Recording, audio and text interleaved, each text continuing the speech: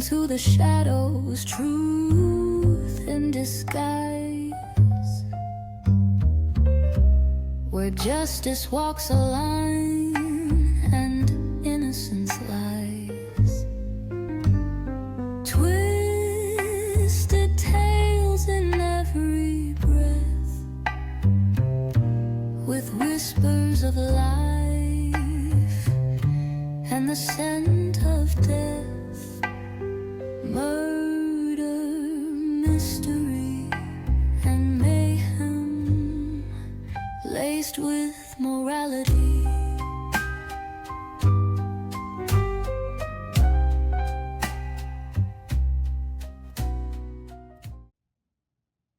Welcome to our podcast, Murder, Mystery, and Mayhem, Laced with Morality, where all authors and experts are invited to share, learn, and together make this a better world where light pierces through the darkness with the spoken and written word.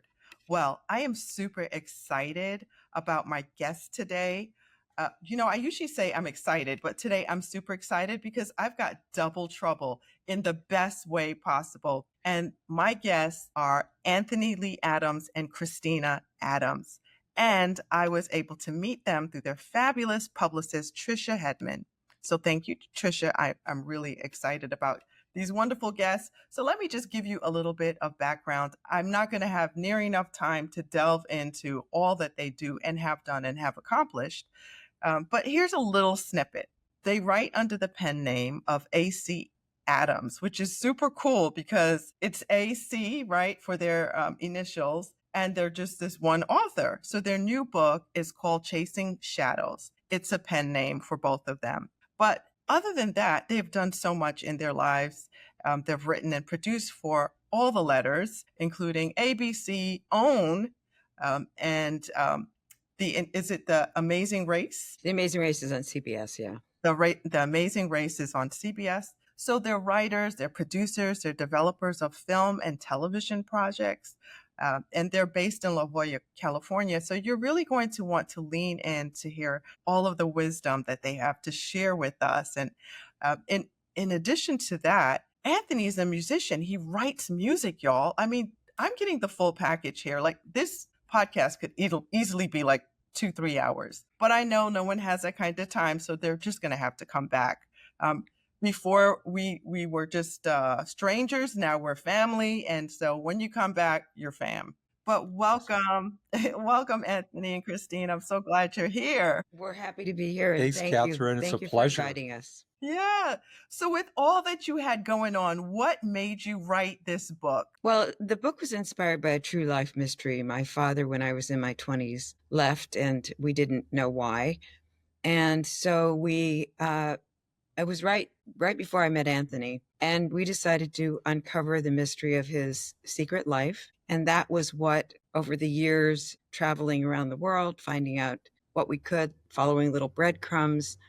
And of course, at the time, I had no desire to talk about it or even write about it because it was very painful. But over years, with time and distance, I actually grew to understand and respect my parents as people, not parents, and the emotional baggage they were dealing with. And so we felt it was time to write the story because, we had been ruminating in it for years, and we just felt it was the right story to tell. And something else that triggered it is we had been busy for years writing screenplays and teleplays, and we realized that this story was too big for the confines of that medium, and that it really needed to be a novel. It encompasses a 70-year time frame from 3 points of view in multiple countries. So it really needed the form of the novel. And so we decided the time was here. We had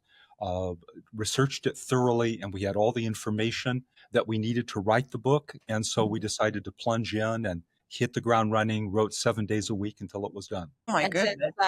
We could never really fully unravel the secret mysteries of my father's other life. We decided to write it as fiction because fiction gives us the opportunity to delve into the emotional hurdles that we were unable to deal with in life. In fiction, you could actually resolve some of these issues. And it gave us the freedom and liberation to tell the story from the emotional truth of the story. It's not a biography. We didn't want it to be a biography or a memoir. We wanted to tell the emotional truth of the story, how dogma and conditioning can tear a family apart. Wow. So the overall framework of the story is based upon what really happened of Christina's father, who was a renowned professor and scholar, university professor, and his disappearance and our search, many of the scenes from our search to learn about his life.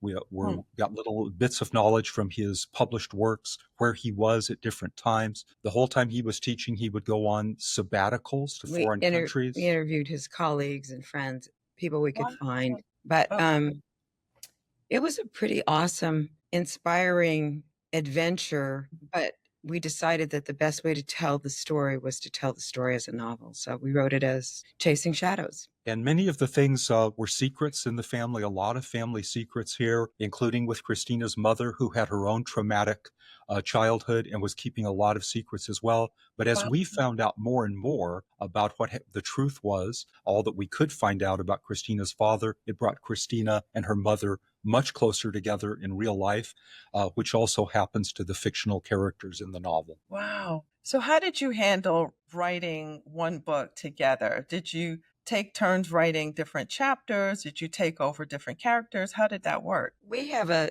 method that we've developed over the years. It's pretty seamless and works really well for us. We work together, we sit together, and we kind of beat out the outline, figure out where we're going with the story. And once we both agree on the path, we split the work in two. Anthony will take one half, I'll take the other half, and we write those halves silently, separately. And then we share what we've written, and we rewrite each other after, doing the notes. And so it works really well for us. And we have a rule that the work is the most important. We check our egos at the door, and it's all about the work. And the work, if one person writes something the other person doesn't like, we will hash it out until we agree on usually a third thing that's probably 100% of the time better than either of us thought separately. We have this very broad framework, being a female and a male. And so we have the different perspectives, different life experiences, different associations, and those all come to bear. But by the time we've rewritten each other multiple times back and forth, it's pretty, you can't tell who wrote what, and it's one voice. It's also a wonderful voyage of discovery, working with another person creatively, because we don't adhere in any formal way to the outline. It's just a roadmap. And as we're each writing, new characters emerge that weren't thought of. Other characters we thought somehow now become minor characters. New scenes are needed, and each one of us is inventing as we go. Then when we switch pages, then the other person weighs in. We redo the outline. We switch halves, each half of the book, and we do it again until finally we're reading every draft out loud together. And then making minor changes until we feel that we've got it in the right shape. So you even take turns writing about the same character? Oh, yeah. Yes. Wow. We rewrite each other constantly. We each get to rewrite each other's scenes. Multiple times. Oh, my goodness. Okay. That's very creative and very difficult. You have to be intuitive and in tune with each other. That's for sure. Because co-authoring can be challenging. I've co-authored a book before, and it was fun because you both have this one same mission, and you feel like you're in it together and you have that support. So that's satisfying. But the other issue is then if you are not on the same page, and then you have to get on the same page and check your ego, like you said.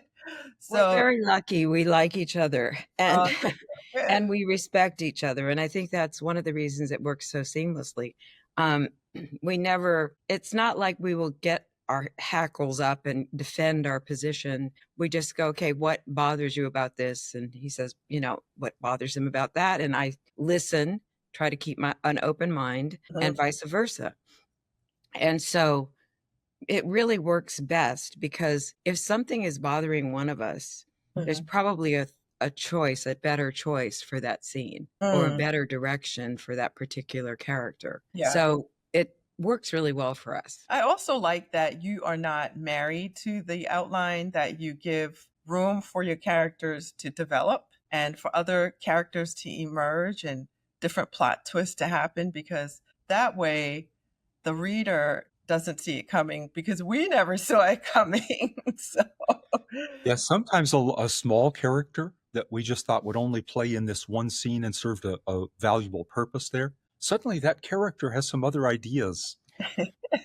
And that character figures into the story in, unplanned ways that work out as if they were supposed to be there from the It's like beginning. what Anthony said. Our outline is a roadmap so that we know the direction we're going, but it's like detours happen along the way. And so it's a creative sort of naturally occurring process that is actually organic to the writing. And the writing can take you in other places because the characters start becoming more present and they start telling you what they want to say. It's a wonderful process. We love it. I don't know if it happens with you, but we notice that after we're writing, every single morning we wake up, and over the course of sleeping, you wake up with ideas, of what it happened.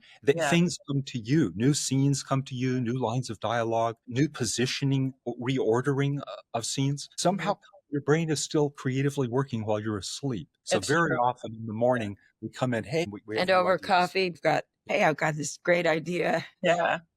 Maybe Yeah. this should be ... No, because I get that. Even right now, I don't even know how to get this particular character out of the situation that they're in. I have no idea.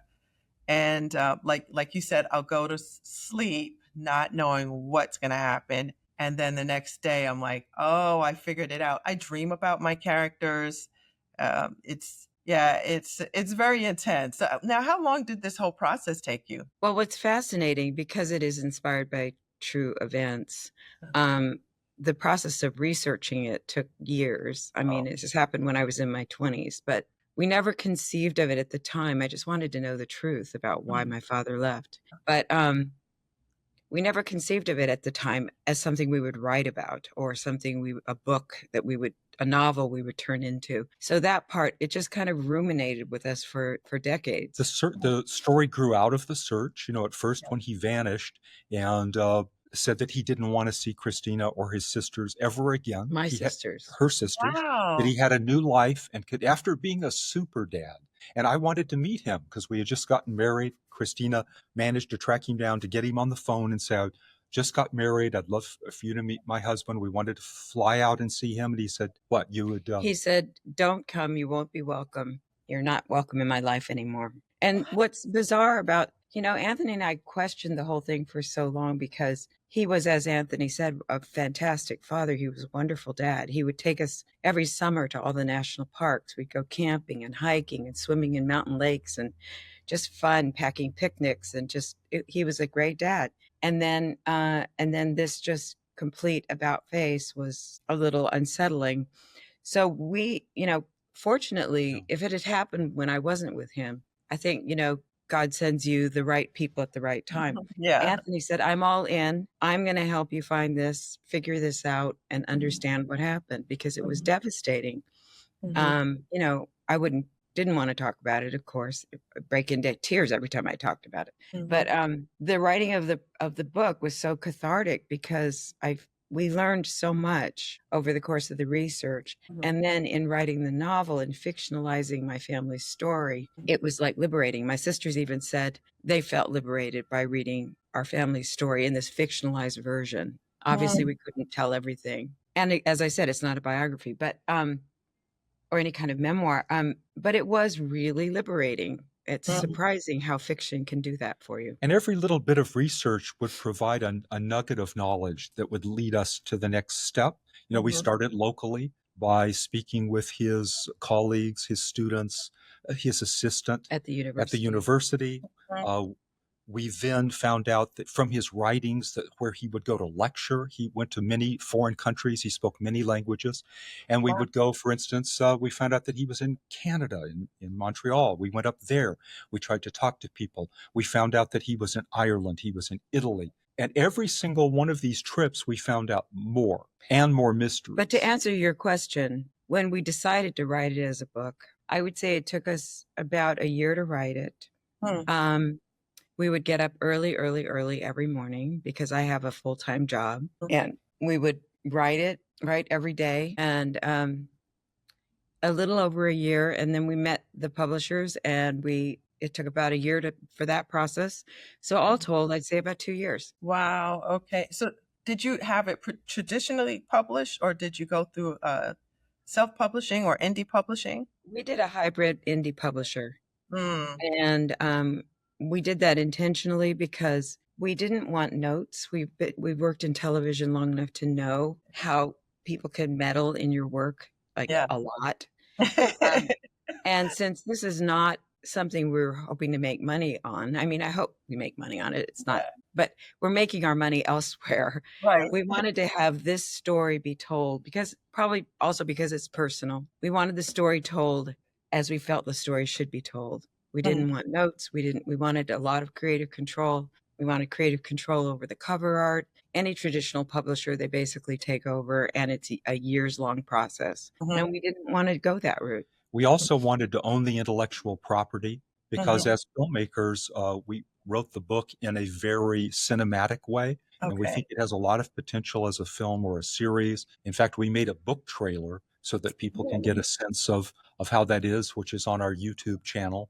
Awesome. So it's Adams Entertainment YouTube, and you'll see it's the Chasing Shadows book trailer. Incredible. And it's already received over 75,000 views, and it's only been up for 2 months. Oh, that's so it's amazing. resonating with people. And we wanted then, because we think it has such great potential as cinematically, we wanted to own the IP so we could be involved with that process. I love that. Okay, and what is the IP? Intellectual property. Okay. Wanted to own the copyright.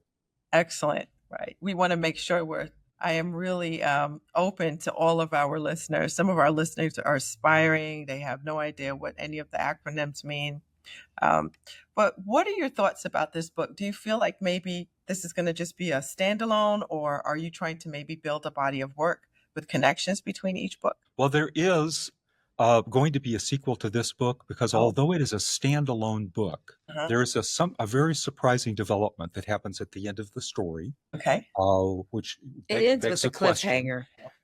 There's a real event that happened in life that is a surprise event that we did not include in this story that becomes the basis of finishing off that story. Wow. So there will be a sequel to this.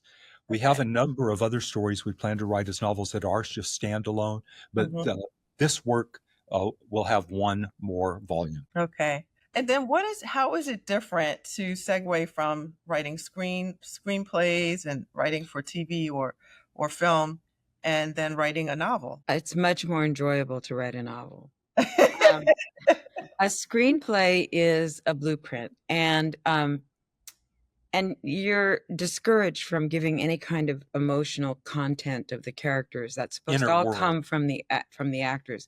So you're not supposed to get into their psyches in a screenplay.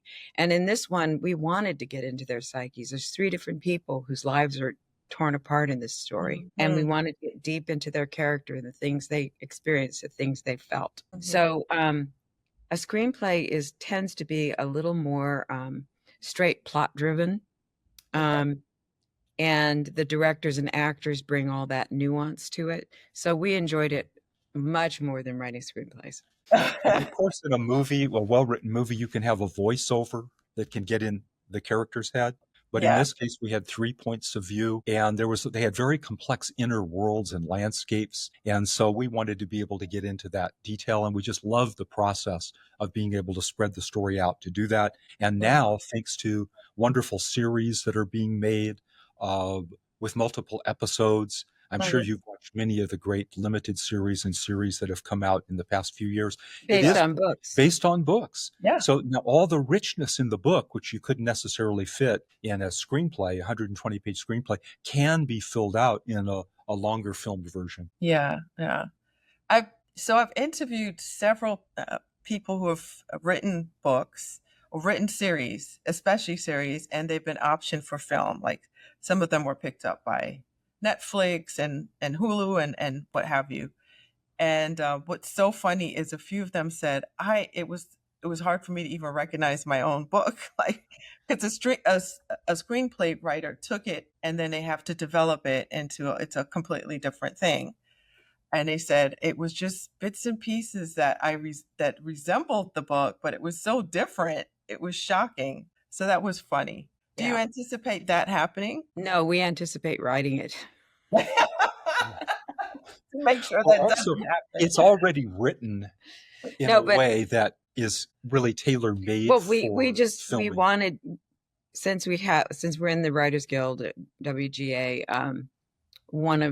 if somebody does want to option the book for film or television, we hope to keep ourselves attached as the writers. Okay, gotcha. That's the plan. And Let's if see what not, happens. we want to make sure whoever does it has a really good handle on our intentions with the book. Exactly. Yeah. Oh, that's so good. Well, for you, now that you have achieved so much literary success, right? You've written for film and for TV, some big names like Oprah, and you're in the process, Anthony, of seeing like even your music come to life, right? With Broadway, is it Broadway Records? Broadway Records, this was such a wonderful project that again had its basis in a novel.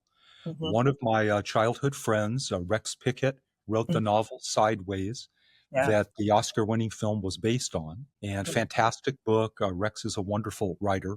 Yeah. And the movie is wonderful. And Rex invited me to collaborate with him on a musical version. We had a fantastic time developing the book.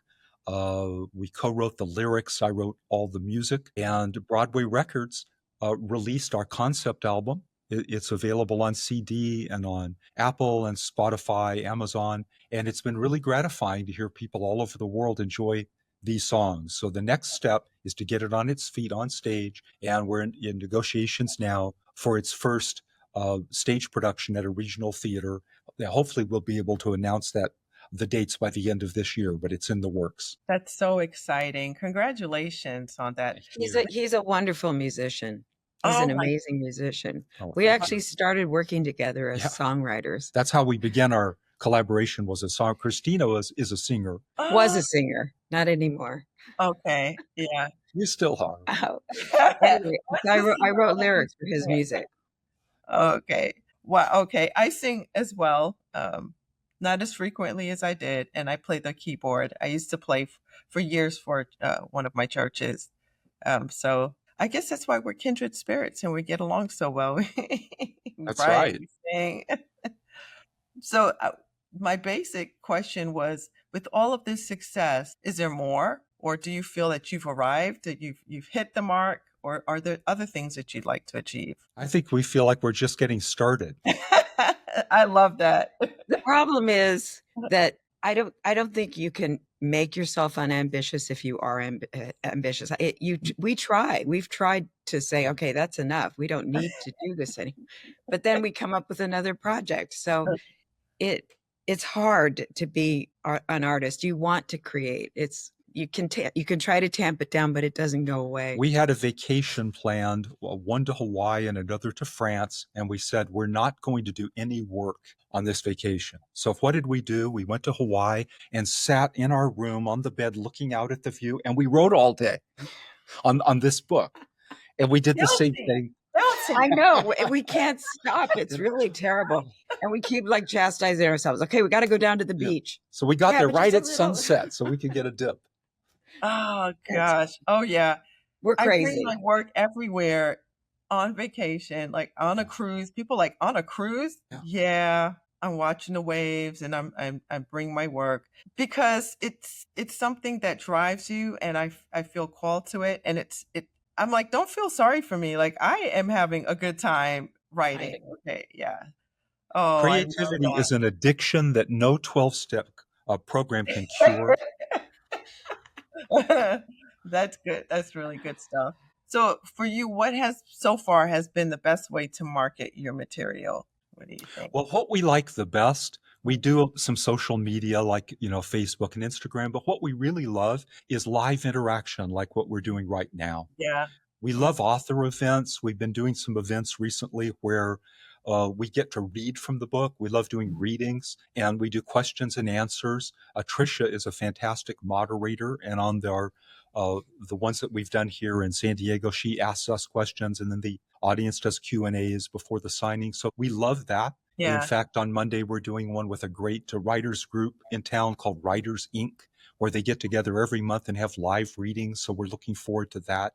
And we like we went to the Los Angeles Festival of Books, Los Angeles Times Festival of Books, met all kinds of fantastic writers and lovers of books. So we like interacting with people. And also, we really enjoyed making our book trailer because in a minute and a half, you can hear the story, and it's moving people in a wonderful way because, I mean, the proof is in the pudding, how many people keep clicking on it to view it. Wow. And, with over 75,000 views in 2 months, we feel like it's resonating. The story's resonating with people, which has, I think, been a very positive effect as well. Absolutely. Yeah. And then having that background, you're able to create it yourselves. Yeah, it was really fun to do as a film.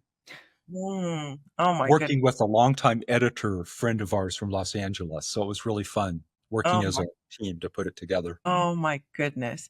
Well, how did you start out in film, in the film industry? Is it something you went to school for, or we never went to school at all, but we moved up to LA. But we did go to school at USC and UCLA. Eventually. But at first, the career started first. We went to LA, and almost immediately we got hired to write animation for Walt Disney Animation. I was on staff.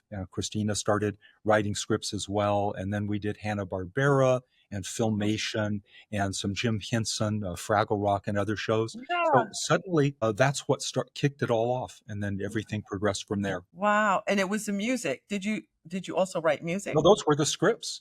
Oh, I see. Yeah, we were writing animated scripts. And then little by little, we decided, look, let's become filmmakers, because we'd both done stage productions before. We love theater, musical theater. So we did go to UCSD and UCLA, and we took courses in filmmaking and editing and directing. USC and UCLA. Wow. And so we gradually developed those hands-on, production skills as producers. And we did some TV movies for the networks, and then I started doing producing, and basically I've produced a lot more than I've written for television. I've produced hundreds and hundreds of episodes just for The Amazing Race. I've been on there for, I think, 150 episodes or something like that. Wow. And for Oprah, it's probably well into the hundreds as well.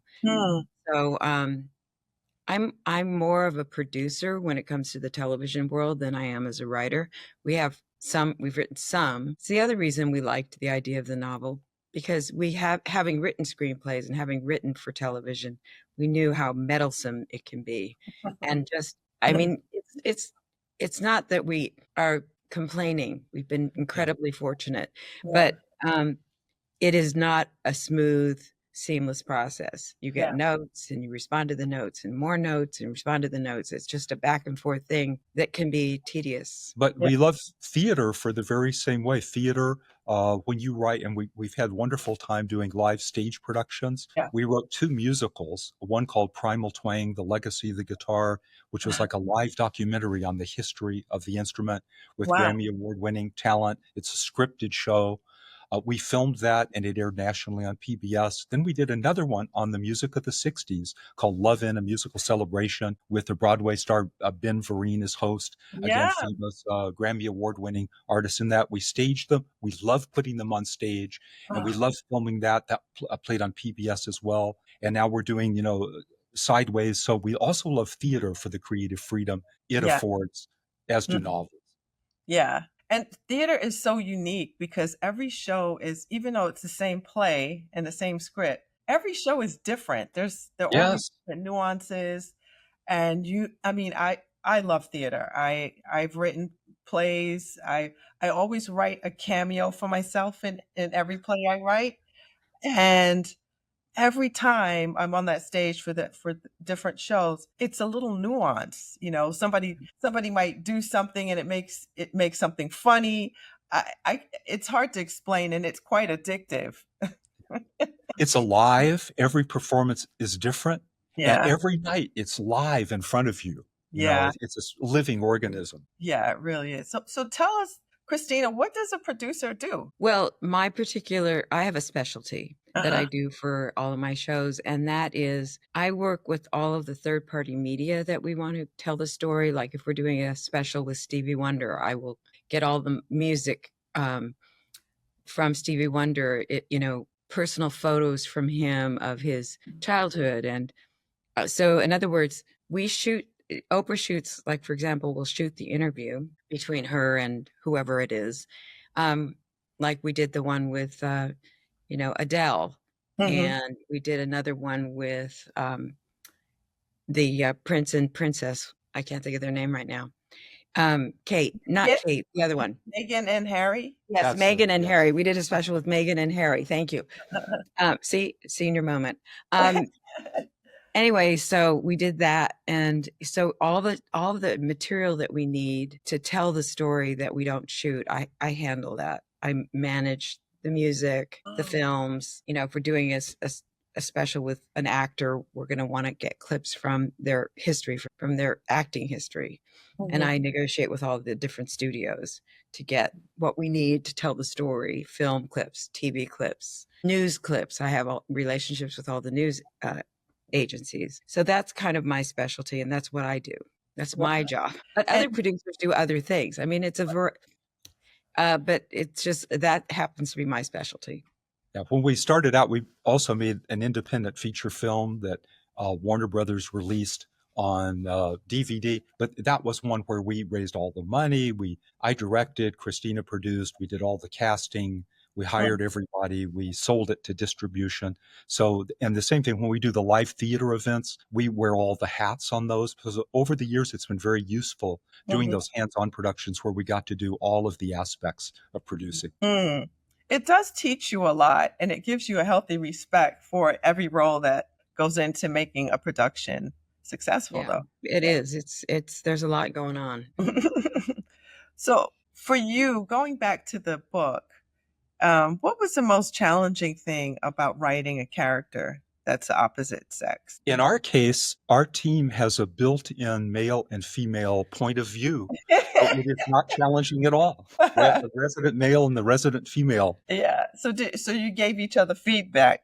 All the time. It's like we have overlapping psyches, which have a larger frame of reference than either one of ours individually, and that includes that aspect as well. I love it. That's a great built-in checks and balance. It's really that's amazing. Wow. So have you had access to your book reviews yet at all? We have. Okay. Do you read? We've had some very good ones. I mean, it's really we got an amazing review from Kirkus, which was like mind-blowingly good. We were shocked. I mean, they compared us with Dashiell Hammett and Alfred Hitchcock. Wow. So I thought that was pretty good. That is very good. Yeah, they said it was a hair-raising thrill ride. So that was rather good. And then we've had some very good reviews from a couple of other professional book reviewers. And we've had a lot of really positive reviews from readers, which has been really nice. We've put those on our Amazon site. It's very gratifying just when people that you don't know them at all and they read the book, they totally get it. They totally get, and it's so satisfying. You always get some nicks from people that don't like what you do. It's just to be expected. There's no way. But the thing is, if you can learn from it, if somebody says something that's useful to you, we frequently have that happen. We realize, yes, actually that's valid. Then you learn from it. But by and large, I'd say it's been pretty positive so far. Knock on wood, it'll stay that way. Yeah, right. And do you hide a few nuggets, some secrets that only a few people would find in any of your in this book? I don't think there's any Easter eggs in this book, but there's some things that are more obscure than others. References. Okay, I love that. Wow. Well, this has been so much fun. Oh my gosh, you guys are a wealth of information, and like I said before, now we're family. And so the door is open for you to come back. I'd love for you to talk to us more about scripts and screenwriting and all of those good things. People are always interested. But tell us, how can our listeners stay in touch with you as we near the end of this recording? Well, you can email us through our website. It's adamsentertainment.com. And there's a place you can communicate under Contact Us, and just email us, and we'd love to be in touch with anyone who would like to reach out to us. Mm-hmm. Yeah, well, it's been a joy to hang out with you, Christina and Anthony. I can't wait to dig into Chasing Shadows and see it on the big screen. Would you prefer it to be a movie or a series? I think it'd be better as a series. Oh, I think 'Cause so. there's a lot of material in there, and I don't think it would be a very long film. Yeah. But we'll see. I mean, either way would work. We'd be thrilled with either outcome. There's also other scenes that we could include in this book to, make it richer if people wanted a long enough running time. Yeah, I love that. Well, listeners, thank you so much for hanging out with us as we hung out with Christina and Anthony Adams. They write under the pen name of A.C. Adams, very clever. And don't forget to pierce through the darkness with the spoken and written. Step into the shadows, truth in disguise, where justice walks a line and innocence lies.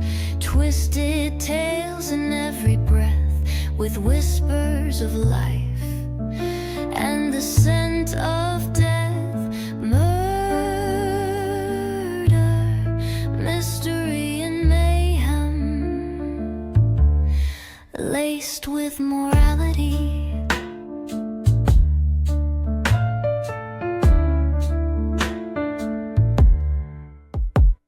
The story ends, but the question remains. What do we lose and what do we gain?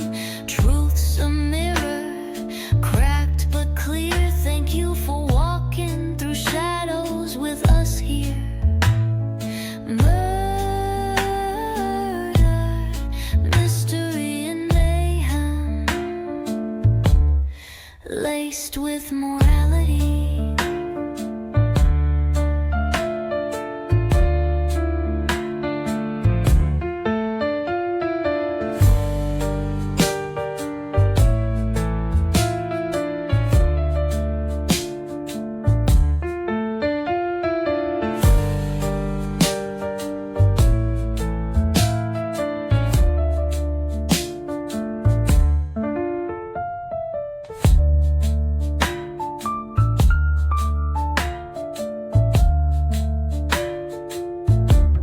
The story ends, but the question remains.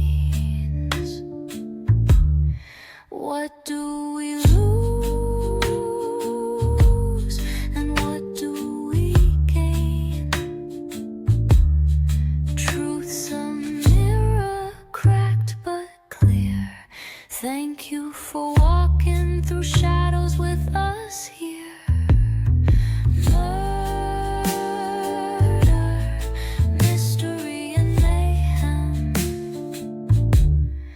Laced with morality.